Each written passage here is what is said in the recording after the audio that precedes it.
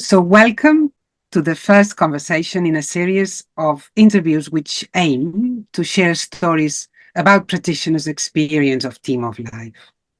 My name is Maria-Angel Ferrer from Riverbank Psychology. And I'm Vicky Eames, also from Riverbank Psychology. And today we're joined by Jayne Hart, educational mental health practitioner from Wirral Children and Young People's Mental Health Service. Hi, thanks for inviting me along. Hi, Jayne. Thank you, Jayne. It's great to see you here again.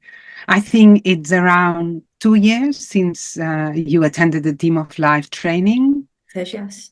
Yeah, with us. And I've heard from Vicky that you've been doing lots of great Team of Life work. And I'm really looking forward to hear just a little bit more today. Okay, thank you. But Maria-Angel, before we ask about that though, as Team of Life is all about recognising the important people who support us through life, it would be great to hear some of Jayne's own stories about being part of a team, don't you think? Yeah. So Jayne, would you be able to share your first memory or a significant memory, or at least of being part of a team? Yeah, so I can think back to when I was in school. I was part of a netball team, and that made me realise the values of communication, team skills, everything that goes along with being part of a team.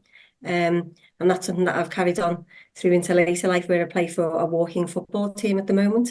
So it's something that I do. So they're skills that I think once you've built that sort of skill set into your mind, that's something you can continue with throughout adulthood as well.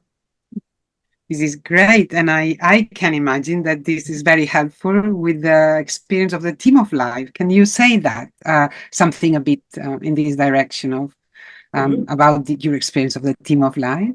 Yeah, so the Team of Life, I was lucky enough to be trained in Team of Life, and it's something I've taken into primary schools in a number of year groups. One of the significant ones I remember is a year 5 group where I worked with a group of 6 children. We're all very quiet, did not, have a great deal of confidence, self-esteem, resilience. After the whole Team of Life, when I went back into the school to do another group, 2 of those past pupils came in to tell them how Team of Life had really helped them to excel and that confidence, and how they got on to join youth clubs and stage groups, things that they wanted to do but didn't have the confidence initially to do so. Wow, that's so lovely to hear. I mean, actually, that was what I was really going to ask you a little bit about. So I don't know whether you can expand on that at all, but can you say any more about the ways in which you think Team of Life can be helpful to the children and young people that you work with? Well, certainly, yeah, because initially when they first come into the group, they don't think they've got anybody around them. They may mention parents or carers, but they don't think of the wider sector, school, their friends, the teaching assistants, people from judo club, gymnastics, and they realise actually they've got a great network out there of people who are supporting them all along the way. As we say in the sessions, from the sidelines, from the goals, from the pitch, there's always people there to help them. And I think as we went throughout the session to begin to realise the goals that they initially put down the first session, they were working towards, because they realised the network of people they've got to support them. Well, this is great. If people can move from feeling alone to feeling that they have a bigger team that they think, I think that's amazing. Thank you very much, Jayne, for joining us and for these beautiful words and insights in this nice conversation. Oh, thank you. It's been a pleasure. Thanks, Jayne. Thanks so much for coming along and speaking to us about it.